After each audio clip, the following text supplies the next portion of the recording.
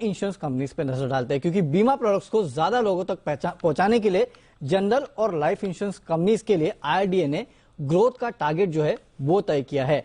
इस पर ज्यादा डिटेल्स के लिए हमारे साथ हमारे सहयोगी अनुराग शाह जुड़ चुके हैं। अनुराग, क्या है ये IRDAI का टारगेट, क्या इन्होंने सेट किया है?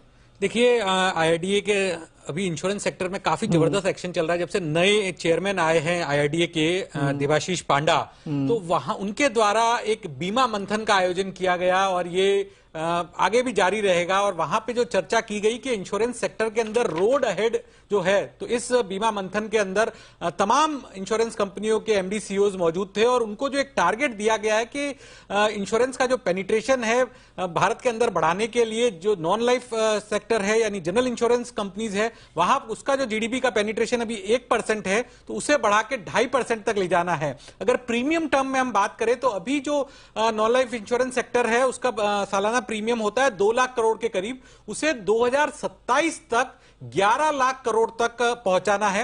यह ग्रोथ का टारगेट जो है IRDAI के द्वारा दिया गया है। इसी तरह से लाइफ इंश्योरेंस का जो पेनिट्रेशन है वो 3% है, तो उसे 5 साल में 6% तक ले जाना है। इसका टारगेट जो IRDAI के द्वारा दिया गया है, तो इसमें पूरी मदद भी जो है इंश्योरेंस रेगुलेटर के द्वारा की जाएगी। अभी तक रेगुलेटरी रोल IRDAI का होता था, लेकिन अब डेवलपमेंटल रोल भी IRDAI प्ले करेगा। इसमें जिस तरह से हमने देखा है कि अभी तक हर राज्य का एक लीड बैंक होता है, तो उसी तर्ज पे अब हर राज्य की एक लीड इंश्योरेंस कंपनी भी होगी। SLBC जो होती है हर राज्य की स्टेट लेवल बैंकिंग कमिटी, उसी तर्ज पे अब SLIC होगी यानी state level insurers committee.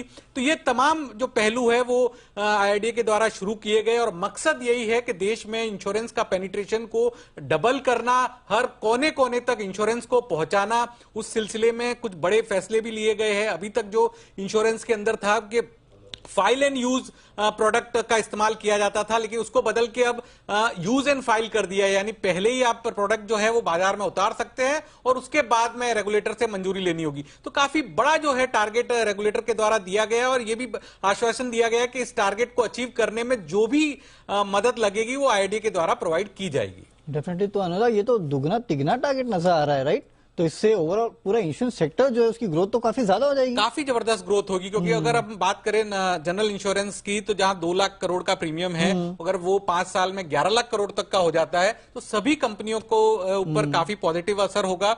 Life की अगर मैं बात करूं, अगर 3% पेनिट्रेशन है और वो 6% तक हो जाता है, तो HDFC life, ICICI Pru, SBI life, इन तमाम कंपनियों पे काफी अच्छा असर होगा। डेफिनेटली। तो काफी सारे इंश्योरेंस कंपनीज है जिनको आपको अपने रडार पे रखना है, क्योंकि जिस तरह से टारगेट निकल के आए हैं और यहाँ पे जो बीमा मंथन में जो टारगेट्स निकल के आए हैं वो काफी एग्रेसिव यहाँ साफ नजर आते हैं। शुक्रिया अनुराग इस पूरे डिटेल्स के लिए, और खासकर इंश्योरेंस सेक्टर को तो आप क्लोजली ट्रैक करते हैं, ये पूरी खबर समझाने के लिए।